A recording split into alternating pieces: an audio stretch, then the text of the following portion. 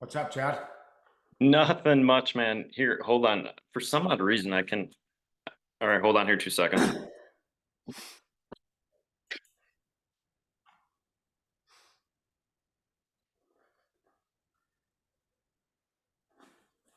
All right, I got you.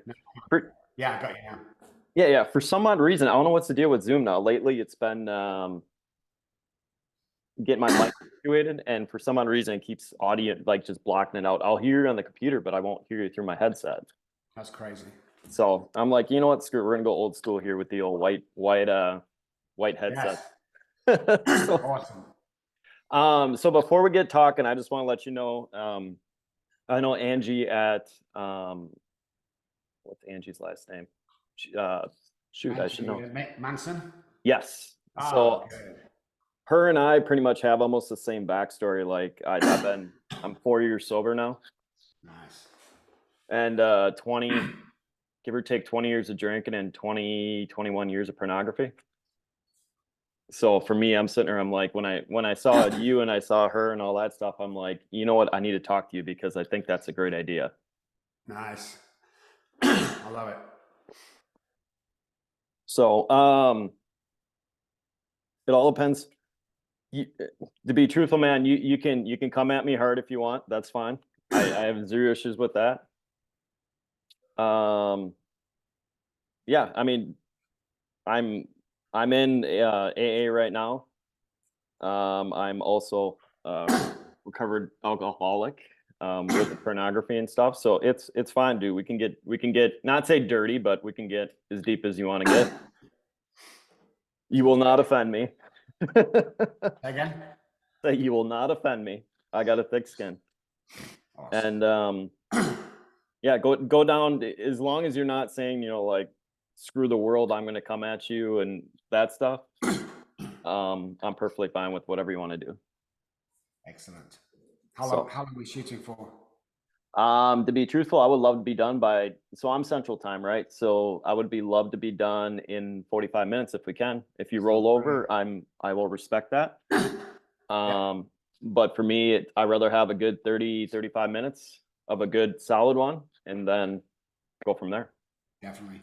So, Definitely. Okay, let's make it the best one ever. absolutely. Let me know when you're ready. All right, baby, let's do it. Boom, let's go. Look at them. See, license. 62 years old, baby, still doing the iron. 22. Oh crap! What's Hulk Hogan? 22-inch pythons. No. I said 62 years old. 62 years old. Yeah, Dude, those still are got. solid. I know, right? They're still bricks. All All right, right, let's do it. let's go. 3, 2, 1. Hey guys, welcome to Battle Warrior Podcast. I have a phenomenal guest on the other end here. We're going to be super exciting episode because we're going to talk about a topic that both of us are near and dear to our hearts. This one's special too because he's through a lot of network of my friends and he helped a lot of my friends out here. But guys, pay attention here. This guest is going to be awesome. I'm just going to go through a few things here, and he's got a long list of accomplishments, but let's just keep it this way, right? So his nickname's the Addiction Doctor. He's a telehealth pioneer. He runs his own recovery group. He's going to explain in this. It's not about the drinking problem. It's a thinking problem and how you can rewire your brain for success here. So guys, this guest today is Dr. Robb Kelly. He is the addiction specialist, doctor, what do we want to name it, guru. We can name everything on there. But he has a long list of history helping people with addictions and how to rewire people's brains for success. So man, welcome to the podcast. Thanks, Chad. I appreciate you. Hey guys, good to see you. Absolutely. And he was just here showing the 62-year-old, the pythons for the 62-year-old guys. And and I'm just sitting looking, I'm like, I got a little bit this morning, but for some odd reason, my body was tired. So I got it done. I still going to do a 3-mile run after I get done with you. But in general, though, like, let's jump on the podcast and talk about what we're both specialists because I'm sober. Obviously, you're dealing with people that are sober. Let's dig deep in that and how we can explain to people like the brain side of that. Well, sure. The first thing we've got to know is that alcoholics are born and drug addicts are made. And people get offended by that. But It's true. There's a slight difference between alcoholism and drug addiction. Now, they both present the same, but there's a difference, and it's big. It's a big difference. But, you know, alcoholic myself, I like drugs as well. Took my first drink at 9. And really over, you know, several years, probably 20 years, took its toll, married, divorced, lots of kids, lots of houses, six-figure job, high six-figure job, Porsches, all that, to homeless. And I was homeless for about 14 months on the streets of Manchester. And it literally took me, I mean, the period of time it took me from, you know, drinking alcoholically, which is, you know, it doesn't mean drinking every day. It doesn't mean, you know, drinking quantities. It means that when my hypothalamus turned around and told me to drink on a daily basis, part of the brain, then I have no choice but to drink. That's crossing over into alcoholism. And once you get there, I don't know, man, if you look at the normal figures around treatment centers, then 90% of people die of this disease. And again, alcoholics, different to not to abusing alcohol, and the same with drugs. Well, and I'm going to dig a little bit deeper in there, right? So like a lot of people in my neck of the woods, they die from cancer, but there's interlining effects of it. Like if you look at it, people have alcohol in their body every day. So to me, it's like there's a driving factor of that. And alcohol was a huge driving factor towards the decline of health. Definitely. People think it's bad for you in certain ways. Oxygen, food, and alcohol kill us on a daily basis. What we eat. So the presence of oxygen equals lack of disease. It's the same with alcohol. It's the same with what we eat. 90% of food in the supermarket is sprayed with so much cornstarch, sugar, and also oils that are not edible, or not supposed to be edible for human beings. So it affects us in all kinds of ways, and we die earlier. It's as simple as that. You know, I've been in the industry for 30 years with over 8,000 patients and millions of people that I've come across and friends with, and you know, the studies are in. Our own studies show that it will shorten your life. Alcohol's a thief. It drains time off you and your family, and you know, stuff like that. And eventually, you'll either go to prison for life or you'll die. That's it, or you'll get well. Which, you know, our success rate is 93%, as opposed to everyone else at 10 to 15%. Tried over 20 years, you know, looking back, we've got all our figures. Because alcohol is not the problem. Alcohol has 1% to do with alcoholism, and the same with drug addiction, porn, sex, food, cake, whatever you want to mention. Everybody wants to talk about the alcohol. Well, I've been sober now for 5 days. And, well, been sober now for 50 years. And, it's your quality of life changed. Do you get your kids back? Are you complimenting every day? Are you being the guy? Are you helping people out? Are you being a good Samaritan? Are you working for it? Are you charitable? Oh, this is life. Freaking alcohol. God, I died 6 months at once. Big deal. It didn't change me. But if we don't change from day one as we go into sobriety, go drink.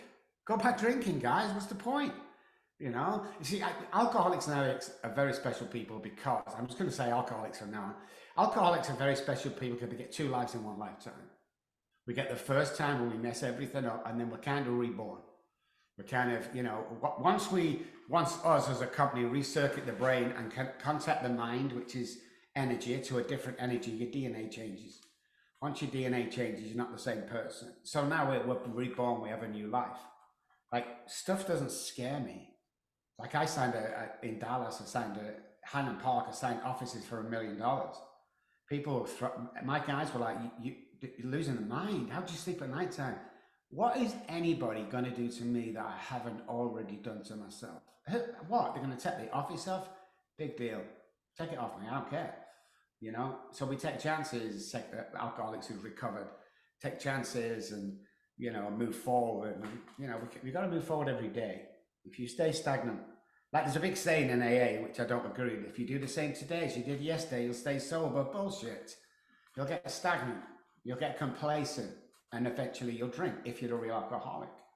So in all, the public's idea or notion of alcoholism and addiction is totally wrong. We're lacking education around that for sure. So yeah, and here we are today, 30 odd years on, and far away from them streets and doing pretty good. And today, now I could retire tomorrow, Chad, and probably buy an island, not a huge one, but probably $2 million on an island, go there, with a bunch of girls, drink myself, whatever, and not even worry about the addiction industry again. But I don't do this for money. Now I run a business, obviously, but I don't do this for the money anymore. I do it to help other people. And how it showed that is 25% of our work capacity is pro bono. And me and my wife literally give $150,000 back into the community for people in need or starting their life again. We've just started the Robb Kelly Foundation to do that. So it's all about giving for me, Yeah, I have shit, but who cares? Yeah, and I'm gonna go on two things here, right? So you said one word, right? I bought or I was talking about the office building. It's pretty much like, who cares? Because like I already was died, right? So like there's certain things I'm doing now, especially with like the ultra running and just chances, right? Taking a chance on business. And even like cold calling and sales, right? So you're doing sales guys and you're cold calling. And sometimes you have to have the reality of like, okay, I've been divorced. I already went through two addictions. I already overcame that. I could have drove a car into a house when I was drinking. Like, what is going to hurt you? That person's going to say no on the other end of the phone. Like, what's going to happen? That's the way Nothing. to live life. It's like, what's the worst thing they can say? What's the worst thing that can happen to you today? Make a phone call and go, no. Bro, I'll make 1,000 more phone calls that day. Everything's a numbers game, everything's a pattern.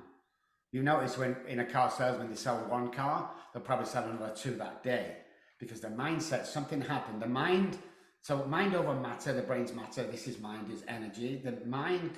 You can set the mind every morning to control the brain and have that successful day you want for the rest of your life. But we don't do that. As human beings, we take on all the world and we don't think we can do stuff. And then the biggest gateway drug of all comes in, which is childhood trauma. You never be tall enough, blonde enough, thin enough, or rich enough. That was my upbringing. Never amount to anything. How many times have I told you, Robert, you can't go to college like your brother? You're too stupid, is what I got told.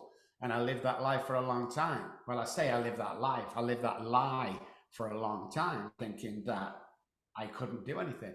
Guys, if you're listening to this and understand visually and audibly, you can be anybody you want to be, and you can change your mind to do anything you want to do. And I'll cap that by saying, because money was my big motivator. Now I've been rich and I've been poor, and I choose rich every time. Don't get me wrong, but it's not going to make you happy, guys. It's really not. It's going to make you more money, more problems. I'm telling you that now. Yeah, and to me, and we're gonna say, recent event, I'm going through childhood trauma, and it's the same thing. I don't want to say I grew up in the same way you, not that. Grew up with multiple things in the house happen, split family, but it was always like trying to prove people wrong, right? Trying to prove something, do something, go up to dad or stepdad, whatever it is, or mom or whatever, be like, look what I did. All right, cool, keep moving, right? Growing up in school was always like, hey, he's hyperactive. Why can't he pay attention? Why can't he pay attention? Why can't he do this? So like for many, many years, and I still joke with it a little bit, but to me, many years, my ADHD, however they want to label it, I looked at it as a disability versus superpower. And 100%, Chad. I don't believe in ADHD. I don't think it's an attention deficit. I think it's an attention overload.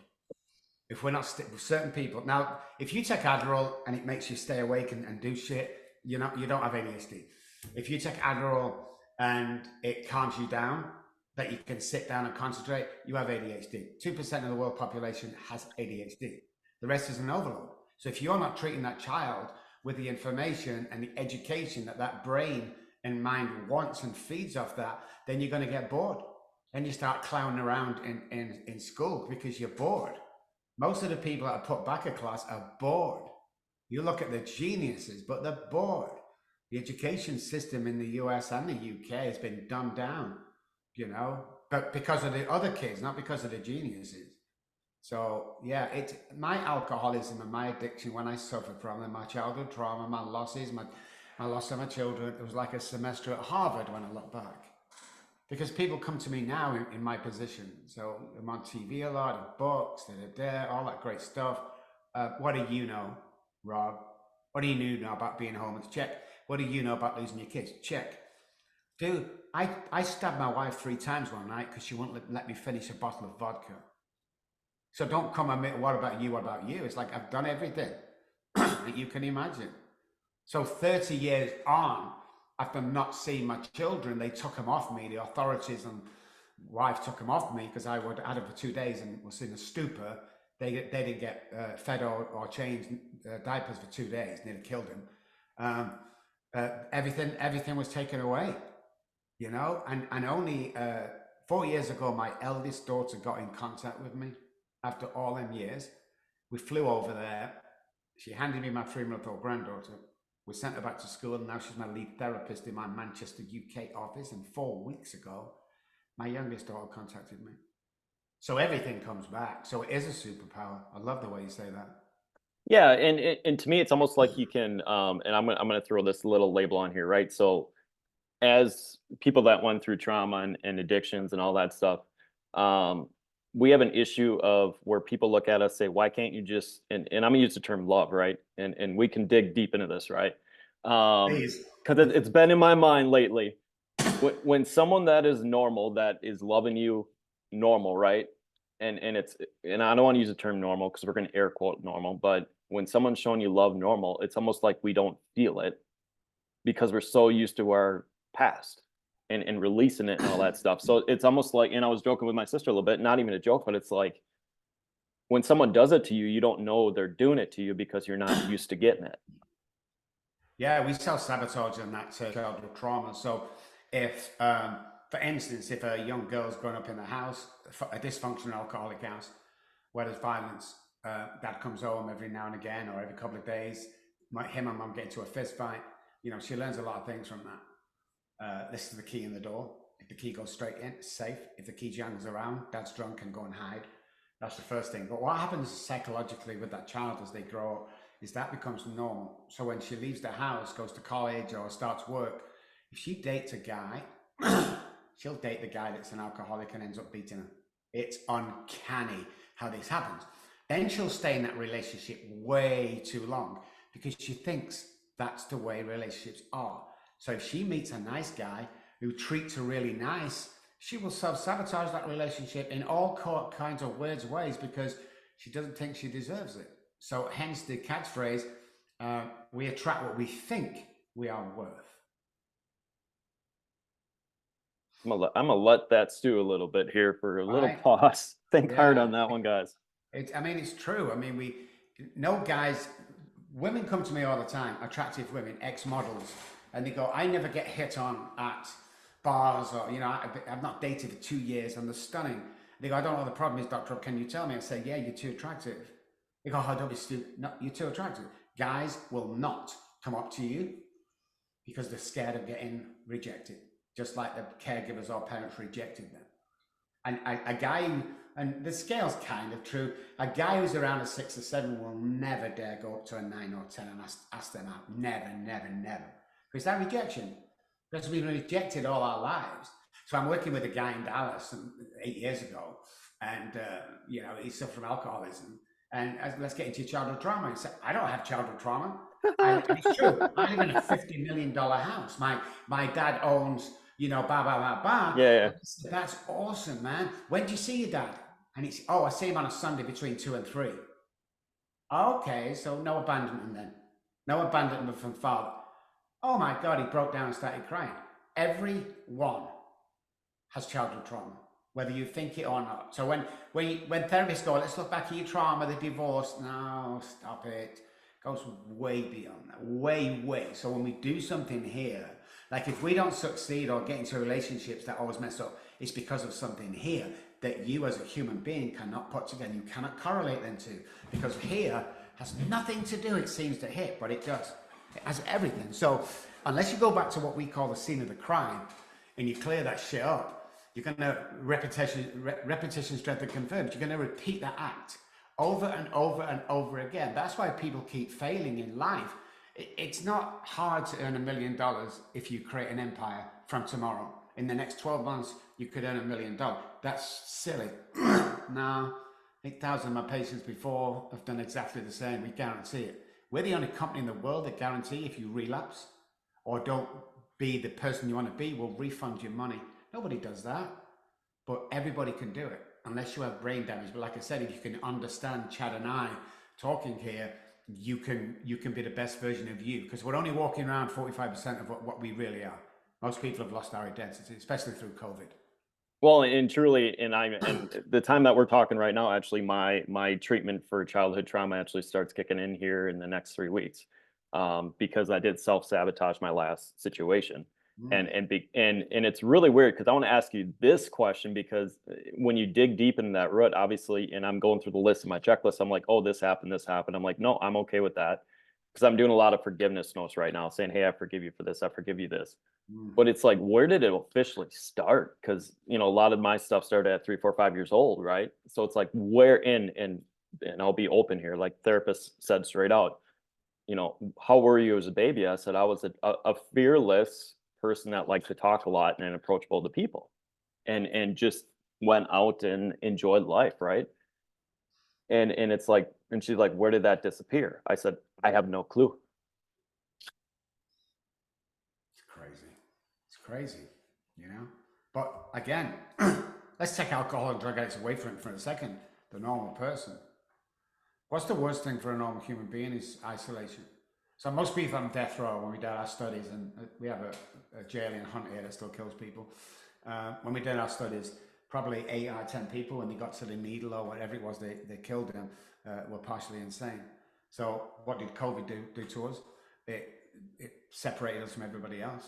And it also lost our identity, because we're wearing masks and baseball caps, and some people sunglasses, because you know, they can contact through the eyes and stuff. So yeah, I mean, it's deep. It's really deep, you know, unless you go back to that place and clear it all up.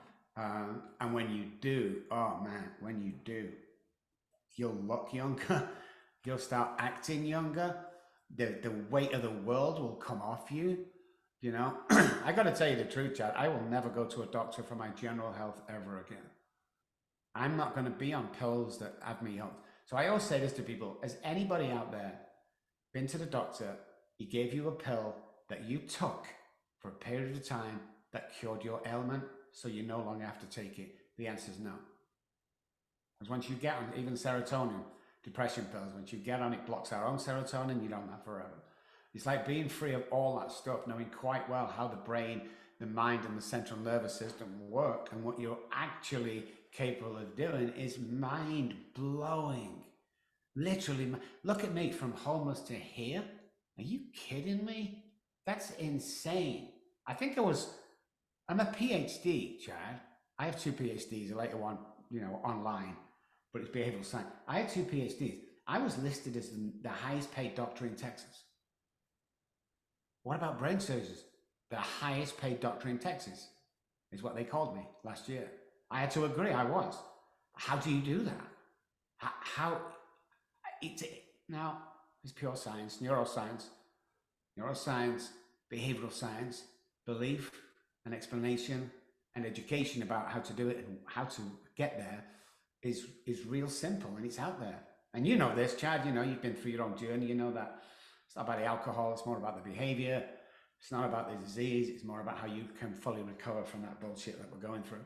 Yeah, and the best analogy, and people didn't really look at this if they don't dig too far into it, but I have one person that was he's not a behavioral health guy, but he broke it down so simple to me, and it was kind of weird, but he goes, you have this box, and he's like, you have many little boxes in it.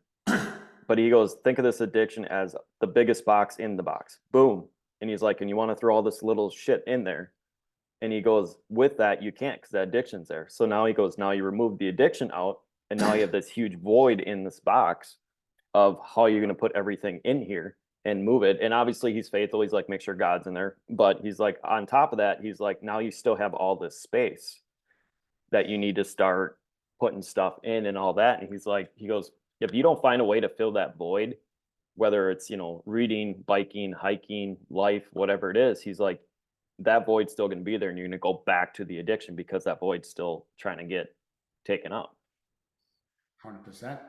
Exactly. You know, it's a piece of me that has to be replaced. Now, I replaced it. I have no qualms about it. I replaced it with God, you know, and I know I don't go to church. I believe in God and in Jesus. I don't go to church. You know, I don't read the Bible, but I know someone up there saved me because of the experiences I've had over the years. But yeah, you know, I mean, the Alcoholic Book of AA or should I say Alcoholics Anonymous, the fellowship and the meetings, is the most profound book I've ever read. When it comes to the fully recovered alcoholic, it's unbelievable. So I think once you understand that you can't take something out and not expect to go back to it, that's not the case. So it goes back to what I said before. If you're not changing and moving forward on a daily basis, alcoholics especially get complacent and stagnant. That kills us. And we wonder why. But then we go into the neuroscience of everything. There's three parts of the brain that differ in the alcoholic than any other addiction ever. First of all, alcoholics are the only people that have the allergy. I'm allergic to the ethanol in alcohol. That's my allergy. When I take it, I cannot stop because the body craves it. That's the allergy part. The hypothalamus tells people to drink water, eat food to survive. It's part of our survival mechanism in the brain. He does a great job. We do that from birth. Babies with their hands down the mouth or crying, rubbing the belly, they're hungry. We know we need to eat food, drink water.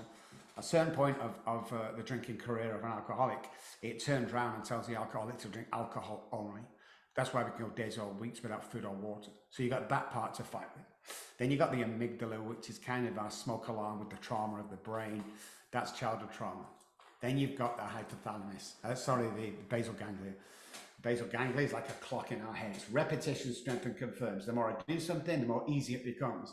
The only problem with the alcoholic is, they relapse at 12 o'clock and 10 after they get sober, 20 after they get a girlfriend back, half past to get the car back, 22 to get the job back. Everything's looking good. And at 10 to, boom, we self-sabotage. And you can't give me one reason why you did, because it's a biochemical reaction and a fault in the basal ganglia. And that needs healing. Once we do that, we can move forward to the people we really should be in the world. So now let's dig into that one, because this is going to be the last main question here, because we wanted to make a sweet little short episode here. Besides therapy, how do you start healing that part? Well, we have different tools than other people. So we use brain spotting. We use 9D therapy, which is a trauma therapy, sound trauma therapy. We use somatic experience. We use NLP. We use psychology, and we use behavioral science. So it's a repetition. So when you come here, we don't take in patients. We very rarely do face-to-face, but you have to do 90 meetings, because it's not an AA thing. The chemicals take around 90 days-ish to start settling down with the repetition, strength, and confirms. But you can't hide anybody away. So if you go to a treatment center, it's taken for 30 days. And we know some good treatment centers. Angie's one of those treatment centers. Amazing. We love them. We refer to those. Yep. Look at the person that goes in the treatment center, comes back out again, falls back into the same, because not being taught anything. So you have to live in the real world while you're working with us, number one. Secondly, your wife or partner or anybody over the age of 18 still living at your premises has to come on for 2 days. You do 7 days a week for 90 days, no days off.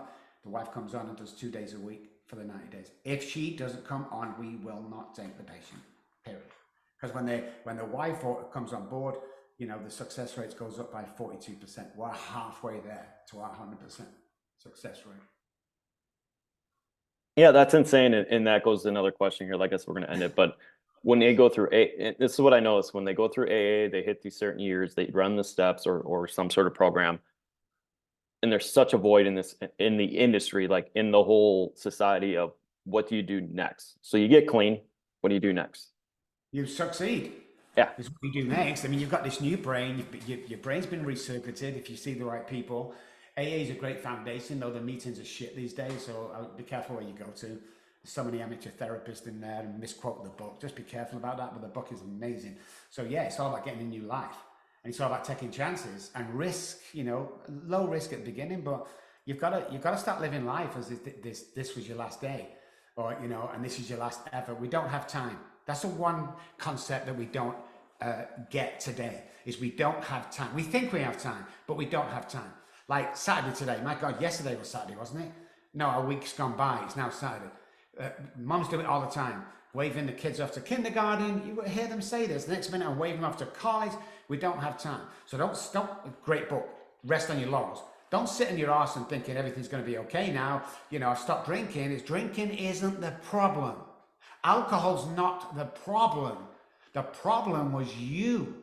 So if you go back to, people say, well, I'm sorry, Dr. Robb, I acted out all behavior today.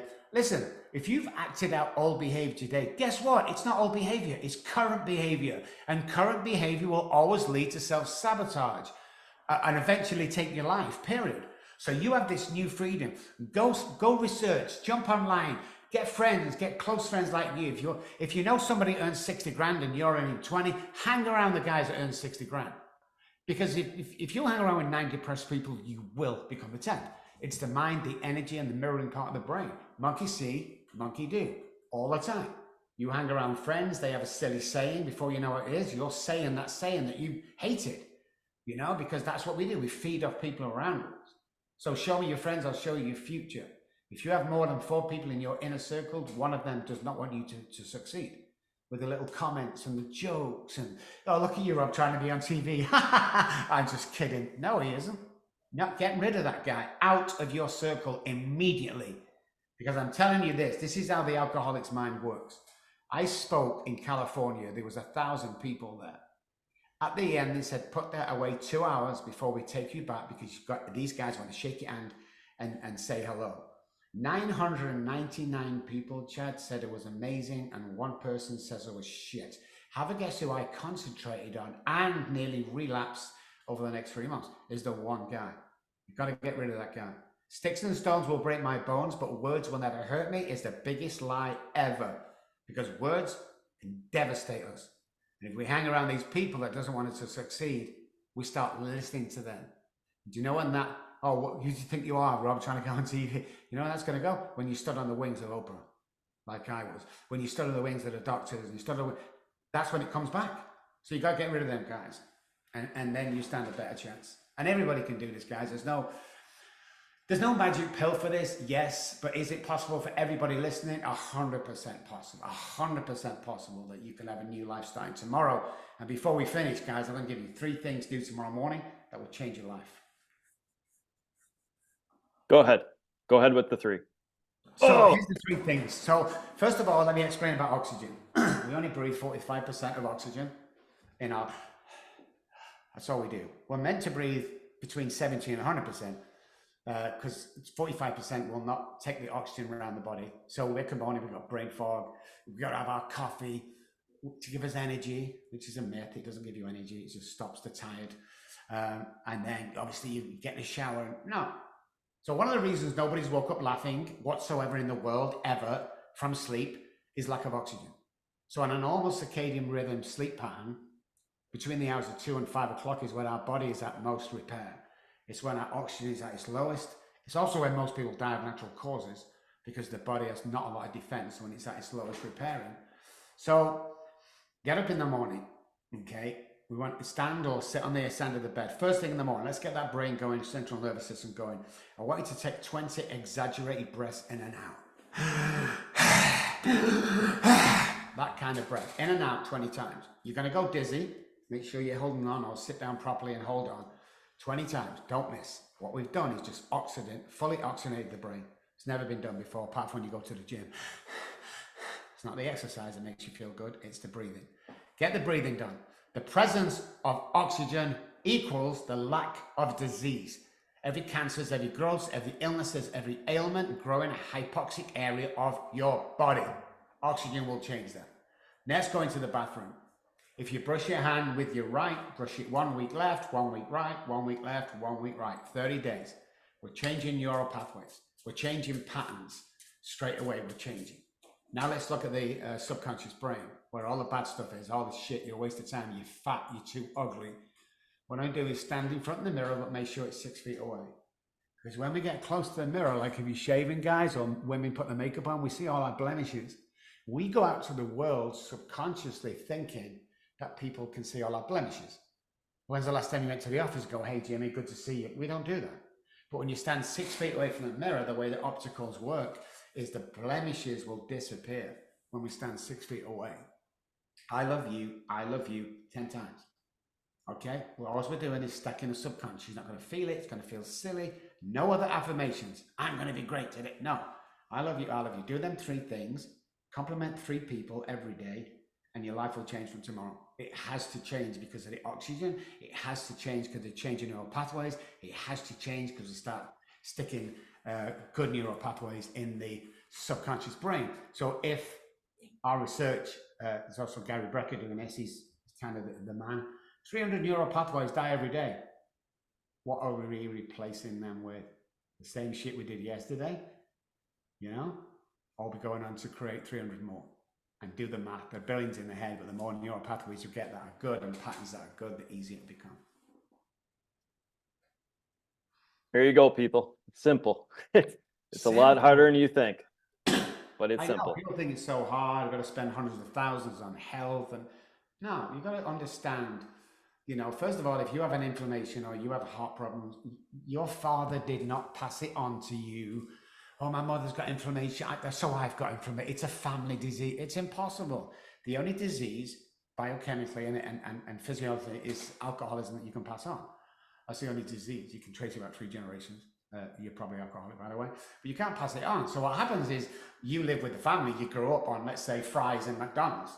That's what mom could afford. So that fries and McDonald's for her, there's something in that she couldn't methylate as food into her body, because most of McDonald's is starch and like 27 ingredients, when in the UK it's 3 ingredients. So all this shit that human body's not supposed to process, we can't methylate it. So we can't methylate certain foods, it causes certain ailments. So we have to realize what we're eating. If we cut our diet away from our parents and eat healthily, you can't transfer these diseases. But the environments and the way we live are passed down from generation to generation. So if you're listening to this right now, you sat at home, you looking at this going, he's talking to me, I'm talking to you. Start breaking the cycle from today. Date that girl, buy that house, start that empire, you know, date that guy, whatever it is, move forward today. We have a 7.3 rule in this company. We tested people on if they're going to do something. So if I'm on the couch tonight with my wife and my 2 English bulldogs, I got a big bag of chips and a big cup of Coke, and I turn around to my wife and go, you know something, I'm thinking of going to the gym tomorrow. I ain't going to the gym tomorrow. I know it, she knows it, the freaking dogs know it. I'm not going to the gym tomorrow. But in that 7.5 seconds after that thought pattern or verbal pattern, I go to the bedroom, I get my sneakers and my t-shirt, and I put that bag near the door. That's 7.3 seconds. We've made a move to what we want to do. We take out the self-sabotaging, and there's a good chance you're going to the gym tomorrow. 7.3 seconds, baby. It's all you need. It's nothing. You can do anything for 7.3 seconds. I think I'm washing the car tomorrow. Get the bucket, get a thing, put it near the garage door. That's what you need to do. And you'll do it. It's easy. And I hate to spoil, you know, everyone's thought of me. I'm not this freaking clever. I just know patterns. I know the brain, and I know how to manipulate thought patterns. I mean, everything else is, well, you went to college. 1% today is my college for my work. 99% is a shit I went through on the streets, the losses, all the stuff that I hated, you know. That's how I work today, and you can do the same. College degrees used to have a great ROI on them. They don't anymore. So if you're sat at home and didn't even have a GED, big freaking deal. You can still become a multi-millionaire. You can still become the best father in the world. You can still become the best friend to you. It's possible, guys. Stop believing what the naysayers say. Yeah, and I know way too many people in our circles, especially in some of these larger mastermind groups, that are people that were in prison and now they're multi-millionaires, guys. So it's all limited beliefs, right? I rather, and I don't want to joke around and say that, but I'd rather have someone that's got something on their record as a future employee because they know they worked their ass off for it, and they're not going to sit there and pound their chest on what it is. They know they have to do it, and they know what it is to survive. Most all my guys that work for me in all 6 offices around the world are ex-alcoholics and addicts, because they're the best people to hire. You know, they're honest. They know what they want. They're amazing. Every person out there with an addiction has a $1 million mind. See, we're born with $1 million minds, but then we hang around 10-cent minds as we grow up, and that's the kind of mind we have. It's like fear. The babies are born with 2 fears only: the fear of loud noises and the fear of falling. The rest is man-made. Wait till your father gets home, or if you don't pass this, if you don't, shut up. Get rid of all that shit. Fear isn't real. You know, stop putting the brakes on your imagination, guys. You know, you can do it. And you know what people used to say to me, Chad? Well, I can't be president of the United States, you know, years ago. Listen, forget your political views for a second. We had a freaking business and running the country with no political experience whatsoever for 4 years. Don't dare tell me that you can't achieve your dreams. It's just not true. So I want to apologize to you. Somebody's put that there, man. It's just not true. At 45, had a hell of a life. Right? Crazy. No, and I was gonna tap in this way too, and we're done here after this one. But yeah, so recovering alcoholics will lie when they feel like they're losing themselves. Will lie? Will lie. So like they'll protect. Oh, So like definitely. so like what I noticed in experience of mine, right? Like I had to protect the people that saved my life. Yeah. And everybody's like, well, why did you lie? I'm like, I didn't lie. I lied on purpose because the support group and stuff that kept me clean. It's there's like a loyalty that like alcoholics and old drug addicts have, where it's like you treat them well, they'll treat you back well. Yeah, it's kind of the number one rule for life, you know. I when I go to the office, I also have an English tea shop next door to my office that is mine as well. But I go in there to bus tables. I will clean the toilets in my offices before I ask anybody else to do it. You know, it's like partly just what you said, you know, treat other people like you want to be treated yourself. And it goes a long way, which brings on a real funny story. So the tea shop, the English, it's like a cafe, English food and stuff. So I'm in there, all the staff are working. I'm in, you know, washing the tables and putting the pots in this big, you know, truck for all the plates. And this woman kept staring at me. And as I got to a table, like, hey, you okay? You doing? And she went, did you used to be Dr. Robb? And I went, yeah, that's me. I said, you doing okay? She says, oh my God, I am so sorry. I said, why?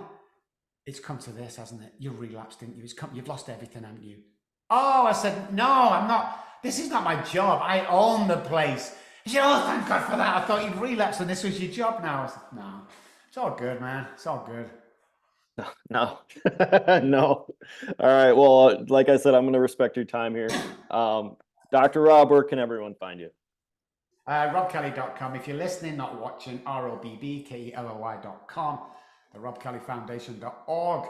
And listen, if you're around about San Antonio, Dallas area, we have a conference this week, Friday and Saturday coming in San Antonio that will blow your mind. In actual fact, if you come along and we don't change your DNA in 2 days, I'll refund your ticket money. Look us up, the NeuroHeroConference.com. Come and say hi. There's about 9 tickets left, that's all. But listen, I'll tell you what I do, just because I'm on Chad's show. If you want to go to this, if you can get yourself there, I'll give you a free ticket. How's that? There we go. I want you to succeed. There we go.